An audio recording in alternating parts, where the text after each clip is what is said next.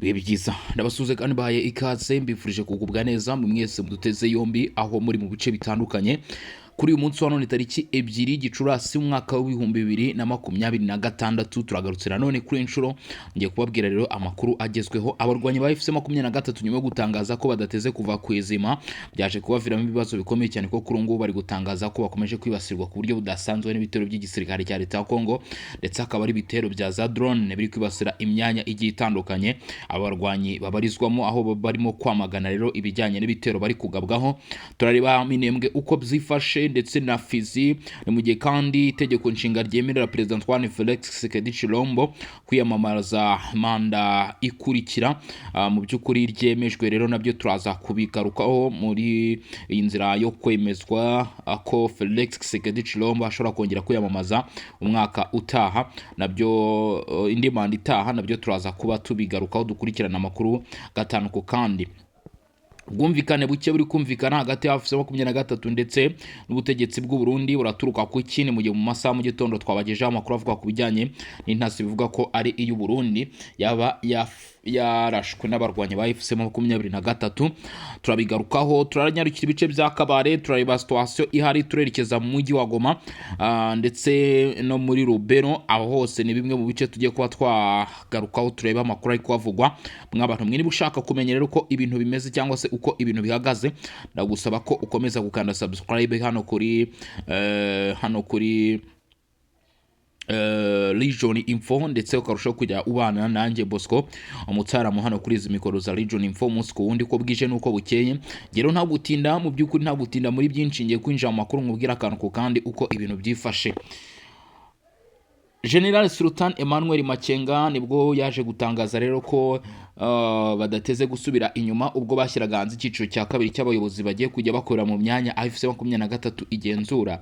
Uyu mugabo yavuze ko inyeshyamba ndetse zititeguye gusubira nyuma yuko bavuga ko ngo ibikorwa byo kuhohotera ndetse no kurenga ku burenganzira bw'ikiremwa muntu ngo byaba bikomeje.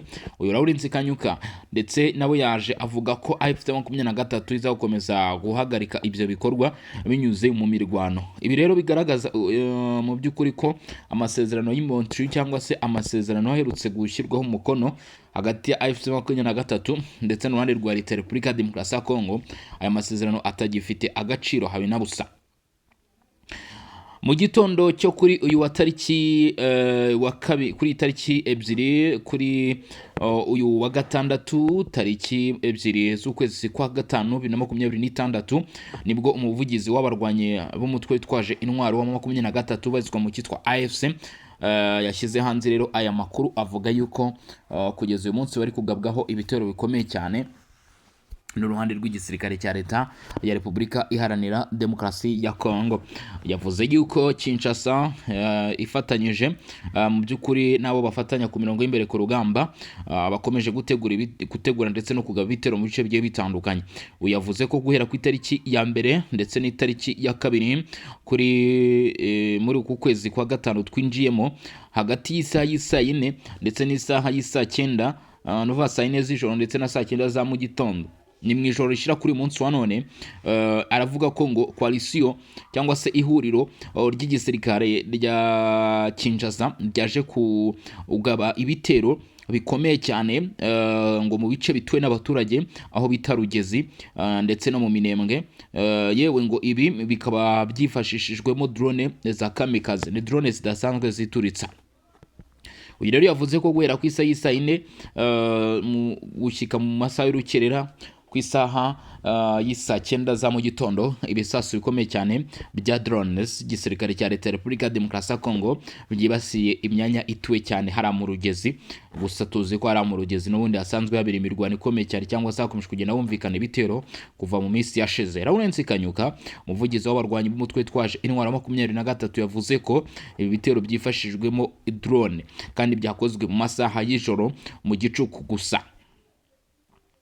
Uyu Lawrence Kanyuka yavuze yuko yakenewe imbaraga zishoboka zose kugira ngo ibikorwa nk'ibi ngibi bihagarikwe ariko kandi yunga muri rya mugenzi we General Major Sultan Makenga ko baza gukomeza guhangana n'ibyo bitero. Nanone amakuru avuga ko kuva kuri uyu wa kabiri mu masaha ya mu gitondo, kuri wa kabiri Gicurasi mu masaha mu gitondo ku isaha y'isa 10, ndetse ngo ibikorwa bisa nk'ibyo ngibyo byongeye no gukomeza nanone mu by'ukuri, aho bivuga ko ngo uduce lokalite zikurikira aho bita Nyamugari, Kivoka ndetse na Rutare, yewe Tushunguti, Kaboneke ndetse n'aho bita Rubiri na Mutara, izo lokalite nazo ngo byagenze nk'uko byagenze muri utu duce twa Rugezi na Minembwe, kuko izi lokalite zivuzwe haraguru abarwanya ba FC23, uyu muvugizi w'abarwanya 23 aremeza amakuru avuga ko naho ihuriro ry'igisirikare cya leta ya Repubulika Iharanira Demokarasi ya Kongo bifashishije drone za kamikaze tudege tutagira abadereve, mu by'ukuri ku isaha y'isa 10 naho batangije ibitero bikomeye cyane muri izi lokalite, 1 2 3 4 5 6 7 7 lokalite zigera kuri 7 washyiraho ibice bivuzwe haraguru ukumva ko ni ibice bigera mu ibice bigera mu 9 byagabweho ibitero bikomeye cyane na za drones ndetse byashegeshe ku buryo budasanzwe ibyo bice. Ibi rero izi lokalite wumva Nyamugari, Kivoka, Rutare, Tushunguti, Kabanoke, Rubiri ndetse na Mutara ni lokalite zigaragara muri teritwari ya Karehe, nkuko byagaragaye rero mu makuru amaze gushyirwa hanze na Lawrence Kanyuka.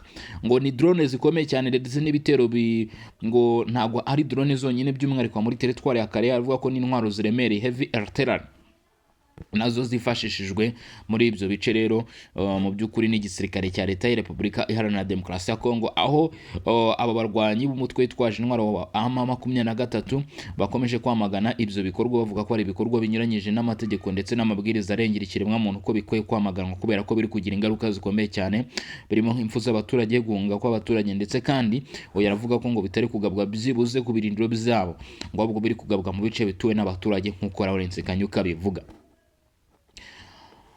Gusa nanone aravuga ko ngo ibi bitero byakomeje kugenda bituma ubuzima bw'abaturage buhatakarira ku bwinshi, imitungo y'abaturage myinshi irangirika, ndetse kandi bitera n'abaturage benshi kuva mu byabo. Ati ikindi kandi nanone ngo ubuntu ubwicanyi, aho AFC23 ivuga ko ibi ari ibikorwa bikomeye cyane bikwiye kurindwa sosiyete ndetse n'abaturage muri rusange, cyangwa se abasivile, ibikorwa biri kwibasira abasivile. Avuga ko bidakurikije amategeko kandi n'amabwiriza atarimo kubahirizwa ajyanye n'uburenganzira bw'ikiremwa muntu.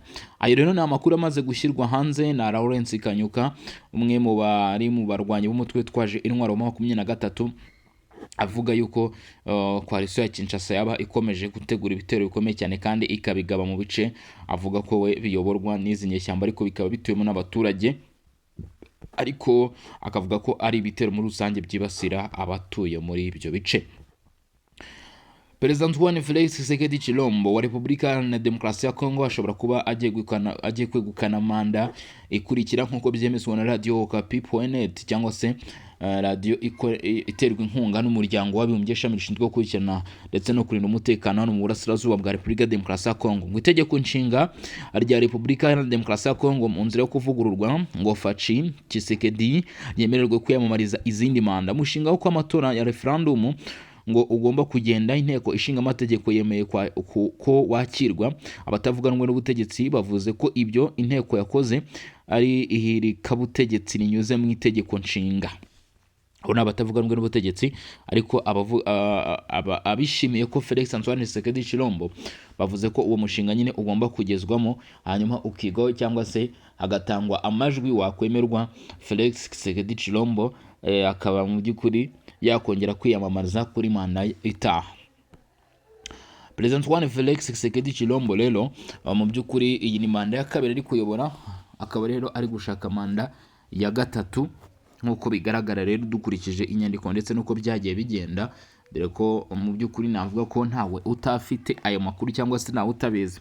Ibijyanye no kuvugura itegeko nshinga no gushaka manda ya gatatu, gusa uyu mugabo Felix Tshisekedi Tshilombo we yabikomojeho avuga ko ikigambira atari no gushaka manda ya gatatu, ahubwo ari ukuvugurura itegeko nshinga nanone ryashyizwe n'abazungu, hagashyirwaho itegeko rishya rigomba gutegurwa kandi rigashyirwa mu bikorwa n'abanyekongo ubwabo nk'uko uyu mugabo akomeza kurushaho kugenda abitangaza. Radio Okapi rero iremeza ko umushinga wo kuvugurura itegeko nshinga wamaze kwemerwa mu by'ukuri igisigaye rero ari uko uyu mushinga washyirwa mu bikorwa cyangwa se hategerejwe ko mu by'ukuri icyo cyemezo nyine kiza kwemezwa n'ubuyobozi.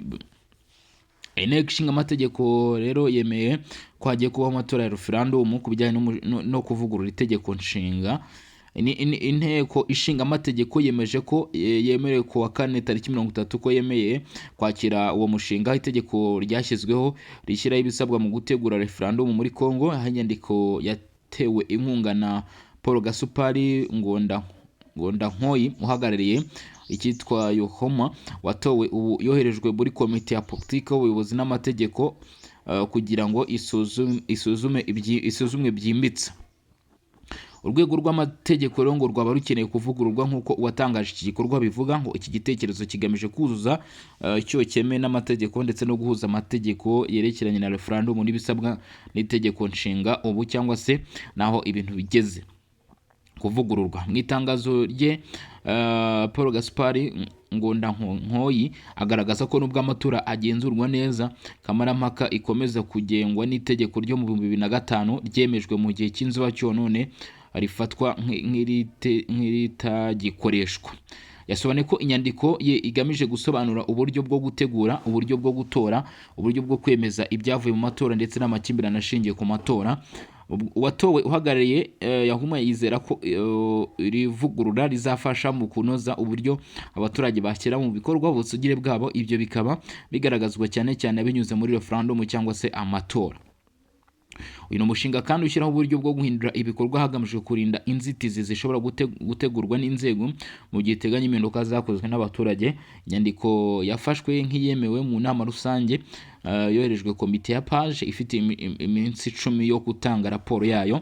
Abatavuga rumwe n'ubutegetsi rero banenze icyo gikorwa. Intambwe rero mu by'ukuri abenshi bakaba bavuze ko ishaka gushyigikira Perezida Felix Tshisekedi. Perezida w'ishyaka rya Envoyé Delice Senga aramagana ibi bikorwa, aho yavuze ko mu by'ukuri ari ihindagurika rikomeye, aho gahunda nk'iyi ngiyi ishobora guhungabanya ubuyobozi bw'igihugu. Ku ruhande rwe mu by'ukuri witaye Penge muvugizi w'urubuga rwa Ramuka avuga ko guhagarika ubutegetsi bishingiye ku itegeko nshinga by'umwihariko ingingo ya 220 itegeko nshinga ivuga ko ari imbuto zera idashobora gukosorwa. Ibi rero bikaba bivugwa ko mu by'ukuri abenshi mu batavuga rumwe n'ubutegetsi batigeze babyishimira, ariko kandi nanone mu by'ukuri n'umushinga usa nkaho wemewe, ubwo igisigaye ni ukusuzuma aho ubuyobozi n'ubusanga mu by'ukuri bikwiye ko ushyirwa mu bikorwa nyine ubwo bizahita bikorwa by'ako kanya. Nanone kandi haravugwa imirwano ikomeye cyane nk'uko bivugwa mu Minembwe. Amakuru aravuga ko kuri ubu ngubu hari ibice bya M23 kandi position strategique zabashije kugwa mu maboko y'igisirikare cya leta ya Repubulika Demokarasi ya Kongo, by'umwihariko mu misozi miremire ya Fezi ndetse na Minembwe, nk'uko aya makuru aturuka muri ibyo bice bivuga. Ibyo bice kandi bikaba byagaragaragamo Red Tabara ndetse na Twirwaneho na 23 nk'uko bivugwa, ndetse ngo ibi bitero bikaba byongeye kumvikana kuva ku itariki ya mbere ku munsi w'ejo hagati na Wazalendo ndetse ifatanyije na FARDC. Bavuga ko ibice biri strategique bikomeje kugenda mu by'ukuri biraswa byigarurirwa rero nk'uko amakuru aturuka muri ibyo bice bivuga. Gusa ngo abaturage benshi ndetse bakomeje ubuzima bukomeje kwatakarira, aho abangabo ku ruhande rwa Wazalendo ndetse na FARDC bo bavuga ko abarwanyi benshi cyane b'umutwe wa M23 bakomeje gutakariza ubuzima hano muri aka gace rero, nk'uko aya makuru bakomeza kugenda bayagaruka cyangwa se nk'uko barimo kurushaho kugenda babitangaza mw'abantu mwe kugeza kuri uyu munsi wa none. Ngira ngo urumva ko mu by'ukuri ibintu bikomeje kurushaho gukara cyangwa se ibintu bikomeje kurushaho gukomera hano mu burasirazuba bwa Repubulika Demokarasi ya Kongo, ubwo imirwano ikomeye cyane yarushijeho kugenda yumvikana, bigatuma kuri ubu ikibazo nanone kirushaho kugenda gikara mw'abantu mwe. Ni imirwano iri kumvikana mu duce tugiye dutandukanye. Hari imirwano nanone iri kuvugwa nk'uko biri kugaragara muri Rwiro, hari muri teritwari ya Kabare hari kuvugwa imirwano bice nanone biravuga ko Biravuga ko nanone Katana hongeye kwaduka nanone indi mirwano ikomeye cyane kuva mu masaha ya saa moya kuri uyu wa gatandatu tariki 2 z'ukwezi kwa gatanu. Ni mu gihe kandi ngo iyi mirwano mu by'ukuri ari imirwano yishe inyuma na Wazalendo ndetse bakomeje kwibasira imyanya igenzurwa n'inyeshyamba. Tugende ku makuru aturuka muri ibyo bice, biravuga ko Rwiro aka gace kaje kumvikanamo iturika ry'amasasu ndetse n'imbunda ziremereye cyane. Mu by'ukuri ibi ngibi rero bikaba atari byiza ku baturage batuye cyangwa se abasivile babarizwa muri ibyo bice, rwose bikaba atari byiza kuri bo. Runyasenge muri teritwari ya Rubero, ahangaha biravuga ko hakomeje kugaragara abarwanyi benshi cyane b'umutwe wa 23 barimo bararushaho kugenda bahunga rero basubira inyuma y'uko VDP Wazalendo igaragaye kabisa. Ahangaha Runyansenge ni muri teritwari ya Rubero. Aka gace rero amakuru aturuka yakavuga ko kamaze kuba kagera mu maboko y'uruhande rwa Wazalendo nyuma yo kukirukanamo AFC 23, ariko bakavuga ko ngo icyabayeho nuko bagezemo hanyuma izi nyeshyamba rwose ngo zakira amakuru ko bari kwaza ku bwinshi. Mu kumara kwakira amakuru nta kindi kintu cyahise gikurikiraho, nuko aba barwanyi b'umutwe witwaje intwaro wa 23 batangiye gutangira rwose guhunga bava mu nzira bahunga, nk'uko aya makuru abivuga. Nk'uko aya makuru akomeje kugenda abigarukaho avuga ko mu by'ukuri ibi kubera ku butaka bw'urugamba hano ku butaka bw'Uburasirazuba bwa Kongo birimo birushaho kugenda bikara. Nkuko mubyumva rero impande zombi zikomeje kwitana bamwana, gusa ikindi kintu ugomba kuba wamenya kugeza kuri ubu ngubu abarwanyi b'umutwe twaje intwaro 23 batangaje ko badateze gusubira inyuma ndetse no guhagarika urugamba. Ibi bikaba byashimangiwe rero na General Sultan Emmanuel Makenga ubwo yari ari mu biganiro bihuza abarwanyi ba FC 23 ndetse n'abaturage, ariko by'umwihariko inzego z'abaturage zashyizweho n'uyu mutwe ziri gutegurwa, dore ko bageze kuri cadre ya kabiri cyangwa se icyiciro cya kabiri kigomba kubafasha mu kugeza ubuyobozi bwabo mu baturage, nk'uko babitangaza byoroshye rwose. Ibi ngibi rero mu by'ukuri niho icyo gikorwa nicyo abarwanyi ba FC 23 batangarijemo ayo makuru. Bavuga ko abari bazi ko mu by'ukuri bashobora gusubira inyuma bagomba kubizibagirwa rwose ko bidashoboka. Ni General Makenga wabivuze. Reka turebe uko yagarutse kuri aya makuru cyangwa se uko yabitangaje, dore ko yavuze ko rwose ngo Uburasirazuba bwa Kongo n'ibindi bice byose bya Repubulika Demokarasi ya Kongo biteguye kuba babibohora cyangwa se babyigarurira kuva hano mu Burasirazuba bwa Kongo yewe ndetse n'ahandi yagiye atandukanye. Uyu General Sultan Emmanuel Makenga ni umugaba mukuru w'abarwanyi b'ihuriro FC 23. General Major Sultan Makenga yatangaje ko nta gahunda bafite yo gusubira inyuma mu rugamba rwo kubohora Repubulika Demokarasi ya Kongo. Ni ubutumwa yabutangiye mu kigo cy'amahugurwa muri teritwari ya Rutshuru tariki 30 Mata, aho yarangizaga icyiciro cya kabiri cy'amahugurwa yahawe abayobozi bo mu nzego z'ibanze bakora mu bice iri huriro rigenzura. General Major Makenga yagize ati igihugu cyacu cyarangiritse igihe kirekire, cyangijwe na leta ya Kinshasa n'abanyapolitike bashyize indabo zabo imbere, bamunzwe n'ivangura basenya igihugu cyacu. Mwarahunze bitewe n'abantu bari Kinshasa. Yavuze ko imikorere mibi ya leta iri Kinshasa yateje ibibazo byinshi muri Repubulika Demokarasi ya Kongo igomba guhagarikwa, kandi ko M23 idashobora gusubira inyuma mu rugamba rwo kubohora igihugu. Ati urugendo rwo kubohora igihugu cyacu ntiruzasubira inyuma. Nk'abayobozi b'uyu mutwe turagira ngo tubizeze ko tutazasubira inyuma, tuzakomeza tujya imbere. Namwe bayobozi bo mu nzego z'ibanze mugende mubwire abaturage batuze, bahinge, borore, bacuruzi, ntibahangayike. General Major Makenga yasabye abahuguwe kwigisha abanyekongo bakorana n'umutwe w'iterabwoba wa FDLR ko bakwiye kwitandukanya nawo kuko bo ari abavandimwe abawugize bagataha mu Rwanda. Yagize ati abo ngabo ni basubira iwabo, abakongomani batahe bafatanye n'abandi kubaka igihugu. Abo ni abavandimwe n'abana banyu, ni bagenzi banyu, mugende mubahamagarire bahaguruke. Abashaka kwinjira mu gisirikare batozwe binjire mu gisirikare, ushaka gutaha tahe. Ahangaha rero akaba ari General Makenga avuga ku bijyanye rero no kuba rwose ngo asaba ko abagiye mu mitwe itandukanye irimo nka FDLR bakwiye kuyivamo hanyuma bakayoboka ahubwo AFC 23, hanyuma abo ngabo baturuka mu gihugu cy'u Rwanda nabo bagataha ubundi ibintu bigakomeza mu mahoro. Ariko nibitagenda gutyo nyine urumva ko bigomba kugenda ko n'urugamba cyangwa se hagomba kwifashishwa amasasu nk'uko aya makuru agenda abitugaragariza. Hanyuma rero andi makuru akomeye cyane tugiye kuba twagarukaho kugeza kuri ubu ngubu biravuga ko inyeshyamba z'umutwe wa 23 zaraye zikoze igikorwa gikomeye cyane kuri bo. Ni igikorwa cyiza cyane kubera yuko izi nyeshyamba zahagaritse mu by'ukuri intasi ikomeye cyane y'u Burundi, intasi ikomeye cyane y'u Burundi.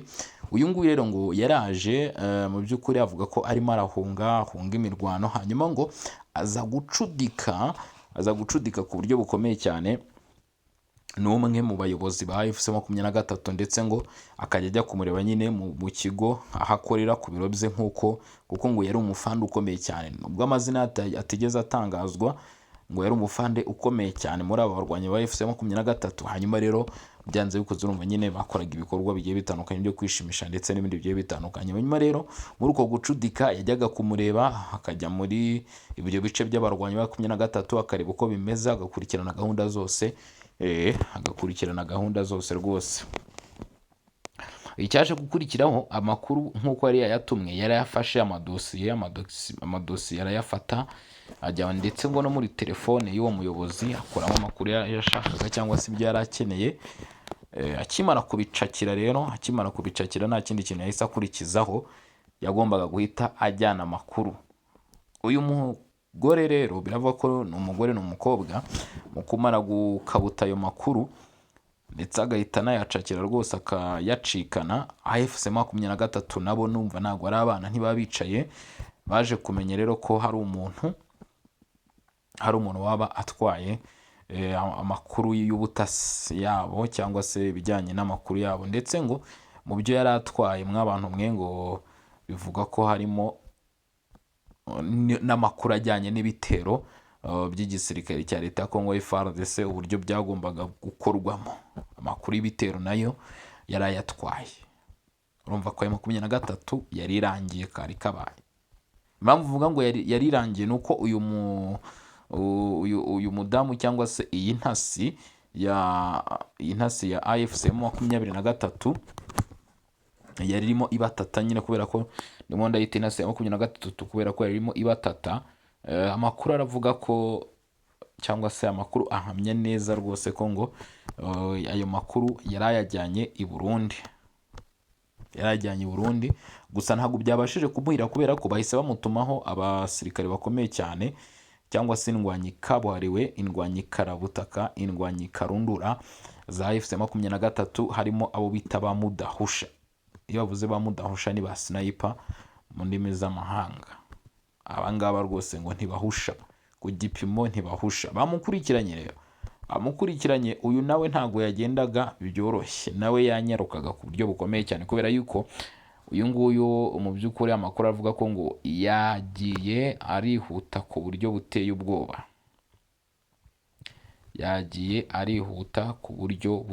ubwoba, mw'abantu mwe. Amakuru rero avuga ko ngo uyu nguyu yaje kuraswa mu masaha nimugoroba amaze kwambuka umupaka w'u Burundi, ageze kuri kilometero 9 nyuma yo kubona ko nta garuriro ryari rigihari ryo kugira ngo bamufate, aho inzego z'u Burundi zari zigiye kuba zamwakira. Hanyuma rero nta kindi kintu bahise bakurikizaho cyangwa se nta kindi kintu bahise bakora directement cyangwa se by'ako kanya, bahise bagushyirira hasi uwo mu maneko wari urimo aneka, wari urimo afata amakuru, bahise bamurasa. Bahise bamurasa ndetse rwose ngo ubuzima bwe bwahise burangirira aho ngaho. Mu kumara kumurasa rero nta kindi kintu cyabayeho, urumva ni amakuru atangiye kugenda ahwikwiswa. Ntabwo abantu bamenye ngo ese byahakurikiye iki, kubera ko nyuma y'uko arashwe nyine nuko byari bimugendekeye. Amakuru yo ntabwo yabashije kugera aho yagombaga kugera, ariko igikorwa ko gukorwa cyo cyari cyamaze gukorwa tayari. Urumva ko izi nyeshyamba za FC23 zatangiye kugenda zinjirirwa gake gake, bakomeje kugenda binjirirwa rwose uko amasaha agenda yisunasunika cyangwa se uko iminota igenda ishira, uko iminsi igenda ishira, baragenda barushaho mu by'ukuri kubinjirira barushaho kubinjirira. Icyo ni ikindi kintu gikomeye cyane cyabaye rero ku munsi w'ejo, ndimo ngenda mbatangaza cyangwa se ndimo ngenda mbabwira uko umunsi w'ejo wari wifashe mu bice bigiye bitandukanye hano mu burasirazuba bwa Repubulika Iharanira Demokarasi ya Kongo. Nababwiye nti rero mba nabazaniye amakuru cyangwa se mba nabateguriye amakuru akomeye cyane. Ni mu gihe umuntu bita Joseph Kabila ibiro bye ngo bizasobanuye byaje gushyira hanze amakuru bisobanura ku bijyanye n'ibihano yafatiwe, bavuga ko rwose ngo biregura bavuga bati ntabwo Joseph Kabila yari agambiriye ikibi kuri Repubulika ya Demokarasi ya Kongo, ati muce inkoni zamba. Ariko nubwo yakomeje ku uyu mugabo yakomeje gutaka no gutakamba byabaye iby'ubusa, ibihano na n'ubu biracyariho. Ibihano yafatiwe na n'ubu ngubu na n'izi saha cyangwa se na magingo aya biracyakomeje gukora, aho benshi bakomeje kuvuga ahubwo bishobora kuza kwiyongera. Abenshi bakomeje kuvuga bati ibihano kuri we bishobora kuza kwiyongera kubera ko Joseph Kabila arashinjwa ibyaha byinshi. Ubwo twanyarutse ku yandi makuru, uyu Joseph Kabila arashinjwa ibyaha byinshi cyane, ndetse yewe bije biniyongera ku makuru akomeye cyane n'ubundi agaragaza ko yari yaramaze gufatirwa ibihano. Ibitangazamakuru birimo RFI, Reuters ndetse n'ibindi bigiye bitandukanye byakomeje kugenda bibigarukaho. Mu by'ukuri bakomeje kugenda babigaruka bavuga bati uyu mugabo ibye birarangiye, kubera ko ubu ngubu ingendo ze hirya no hino mu bihugu ziraza kugabanyuka. Ariko ngo hari amakuru avuga ko ngo uyu mugabo ngo ashobora kwifashisha abanyamategeko ku bijyanye no kuburana ibihano. Reka twumve icyo ayo makuru asobanura cyangwa se icyo ashatse kuvuga. Ni amakuru aturuka ku ruhande rw'u Rwanda avuga ko ngo Joseph Kabila wayoboye Repubulika ya Demokarasi ya Kongo yaciye amarenga ko ngo ashobora kwifashisha abanyamategeko be mu guhagarika ibihano yafatiwe na Leta Zunze Ubumwe za Amerika tariki 30 Mata 2026. Biba bishoboka rwose, haba hari amahirwe y'uko ashobora kuba yaburana, yatsinda ibihano bigakurwaho, yatsindwa bikagumishwaho. Reka wumve rero ngo uyu mugabo arashaka kwifashisha abanyamategeko be. Minisiteri y'Imari ya Amerika yatangaje ko Kabila atemerewe kujya i Washington kandi ko imitungo ye yose yaba afiteyo yafatiriwe, kuko ngo agira uruhare mu guhungabanya umutekano wa Repubulika Iharanira Demokarasi ya Kongo abinyujije mu bufasha aha iri huriro ryitwa AFC 23 rikomeje kuyogoza. Mu byo iyi minisiteri yashingiyeho harimo ko kuva muri Gicurasi 2025 ngo Kabila aba mu mujyi wa Goma ugenzurwa na AFC 23. Icyo ni kimwe mu bimushyirishamo gute ubana n'inyeshyamba. Icyo nacyo ni ikibazwaho ngo, kandi ngo yanagerageje guhuza imbaraga za politike kugira ngo zikure Felix Tshisekedi ku butegetsi. Yakoze icyitwa Nove Congo, ngira ngo murabizi muri Kenya niho yafunguriye iryo huriro. Iri naryo rero ryamukozeho, Nove Congo ye yamukozeho kuba mu myanya ni gute ubundi aba ari kumwe n'inyeshyamba. Ibyo nabyo bimukoraho. Mu byo iyi minisiteri yashingiyeho harimo ko kuva muri Gicurasi 2025 aba ari kumwe n'inyeshyamba. Ku itariki 30 ibiro bya Kabila nabyo byatangaje ko ibihano yafatiwe na Amerika bishingiye ku mpamvu zidafite ishingiro na rito, kandi ko bigamije inyungu za politike, kandi ko nta bimenyetso zishingiyeho. Abo nabo ku ruhande rwa Kabila bavuga bati hari impamvu nyinshi rwose zizatuma uyu mugabo ahanagurwaho ibyo bihano. Iri tangazo rivuga ko kuva mu 2001 kugeza mu 2019 ubwo Kabila ari ku butegetsi yashyize imbaraga mu kunga ubumwe bw'abanyekongo, kugarura amahoro mu gihugu, kongera kucyubaka no guharanira amahoro mu karere, kandi ko ari wenyine wavuye ku butegetsi mu mahoro. Ibyo ngibyo byibuze ngo akwiye kubyubahirwa kuba yaremeye kuva ku butegetsi mu mahoro.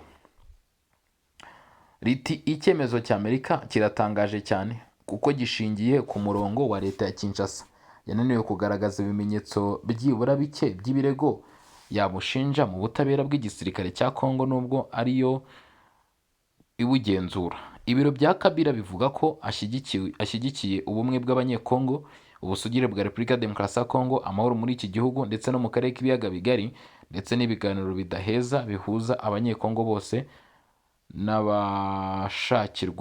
n'abashakirwamo amahoro arambye. Byatangaje ko kugera ibyaha kuri Kabila kandi aharanira imiyoborere myiza, ubutabera n'ubwiyunge bw'abanyekongo, agahamagarira abantu kubazwa ibyo bashinzwe bidashobora gukemura ikibazo cy'umutekano muke cyugarije hano iki gihugu cya Repubulika ya Demokarasi ya Kongo muri iki gihe. Biti Perezida Joseph Kabila afite uburenganzira bwo gusaba abanyamategeko be gufata ingamba z'amategeko zigamije guhagarika icyemezo yafatiwe, gusaba ibimenyetso bigenzuwe bigaragaza icyashingiyeho, kurinda icyubahiro cye, amateka ye n'uruhare afite mu mutekano wa Repubulika ya Demokarasi ya Kongo. Amerika yafatiye Kabila ibihano nyuma y'aho muri Nzeri 2025 urukiko rwa gisirikare rwa Repubulika ya Demokarasi ya Kongo rumukatiye igihano cy'urupfu nyuma yo kumuhamya ibyaha birimo guhungabanya umutekano w'igihugu. Yateye utwatsi uyu mwanzuro, agaragaza ko nta kimenyetso na kimwe ngo uyu mwanzuro waba ushingiyeho kugira ngo aya makuru nk'ayo ngayo cyangwa se bene ibyo mu by'ukuri byemezwe. Mu yandi makuru biravuga ko ngo Croix Rouge cyangwa se ICR yaba yageze Minembwe muri za gahunda zijyanye n'ibiganiro bya Doha ndetse na Montreal. Nyuma y'igihe kirekire nta muryango w'ubutabazi ngo ugera muri komine ya Minembwe mu ntara Kivu y'Amajyepfo muri Repubulika ya Demokarasi ya Kongo. Abakozi ba komite mpuzamahanga y'umuryango Croix Rouge ICRC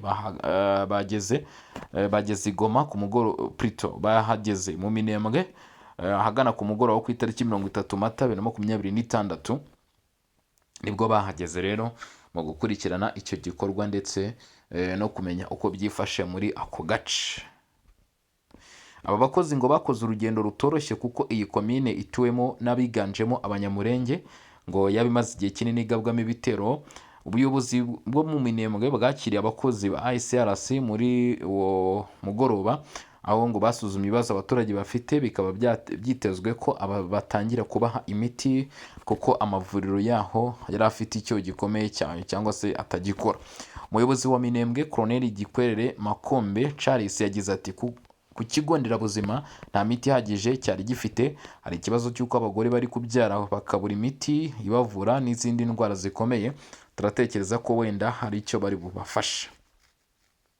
Colonel Gakwerere yasabye imiryango itanga ubufasha ko yagera cyangwa se yakwigana nyine ICRC nayo igasura Minembwe kugira ngo yitange umusanzu mu gushakisha abaturage baho ndetse no gushakisha ibisubizo ku baturage batuye. ICRC cyangwa se Croix Rouge gishoboye kugera mu Minembwe nyuma y'ibiganiro by'amahoro byahuje intumwa za Leta Repubulika ya Demokarasi ya Kongo n'ihuriro rya FC23 mu Busuwisi kuva ku itariki 14 kugeza ku itariki 17 Mata kwezi gushize. Byafatiwemo imyanzuro irimo korohereza abari mu bikorwa by'ubutabazi bakabasha kugera muri ibyo bice. Ibiganiro byari biyobowe na Qatar, byashyigikiwe na Leta Zunze Ubumwe za Amerika n'umuryango wa Afurika yunze ubumwe. Umuryango Mahoro Peace Association washimye intambwe ICRC yateye nyuma y'igihe kirekire umaze utabariza abatuye mu Minembwe, ugaragaza ko ibyo bakeneye cyane ari imiti. Uyu muryango wagize uti ni igihe cyo kwiruhutsa mu bushishozi n'ibyiringiro. Dushimiye cyane ICRC kuba yateye intambwe ikomeye ikageza ubufasha bw'ubuvuzi bwari bukenewe cyane n'abatuye mu Minembwe n'ibice bihakikije. Mahoro Peace Association yatangaje ko ariko ibi bikwiye kuba intangiriro yo gukemura ibibazo byinshi by'abatuye mu Minembwe, kuko uretse kubura imiti badafite n'ibiribwa ndetse n'ibindi ngombwa nkenerwa cyangwa se n'ibindi bikenewe, bityo bagasaba rwose ko mu by'ukuri hari igishoboka rwose ngo bakomeza kubafasha. Umugabo bita General Sultan Emmanuel Makenga akomeje kuba mu by'ukuri yagaragaza intego ndetse n'imigambi ya FC23. Uyu mugabo General Sultan Emmanuel Makenga rwose biravuga ko ngo yaciye akagozi aca umurongo utukura urenga, aravuga ati twebwe FC23 mu byibagirwe rwose, n'ababitekerezaga mwumve ko bidashobora gukunda cyangwa se bidashobora gushoboka, abumvaga yuko twasubira inyuma. Aravuga ati FC23 cyangwa se M23 mu rusange, abantu benshi bakomeje kuvuga ngo tuzasubira inyuma, atariko ibyo mumenye ko bidashobora kuba byakunda. Nago umutwe wa 23 ushobora kuba wasubira inyuma. N'umugaba mukuru w'abarwanyi b'ihuriro AFC/M23 General Major Sultan Makenga yatangaje ko nta gahunda ngo bafite na gato yo gusubira inyuma mu rugamba rwo kubohora Repubulika Iharanira Demokarasi ya Kongo. Ati rwose turamaramaje. Yagaragaje ko ngo bahagurutse cyangwa se biyemeje nta guca ku ruhande guhagarika bene ibyo bikorwa mu by'ukuri rwose bati dufite intego ihamye yo guhangana n'icyo kibazo.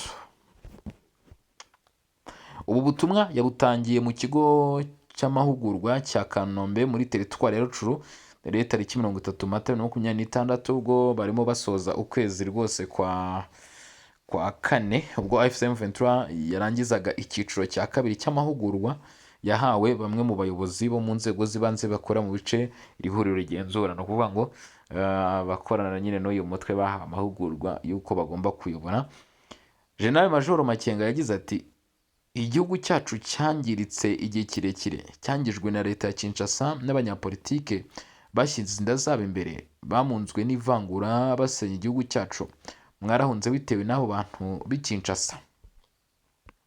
Yavuze ko imikorere mibi ya leta iri Kinshasa yateje ibibazo byinshi muri Repubulika ya Demokarasi ya Kongo, ngo ikaba igomba guhagarikwa kandi ko AFC M23 idashobora gusubira inyuma mu rugamba rwo kubohora igihugu.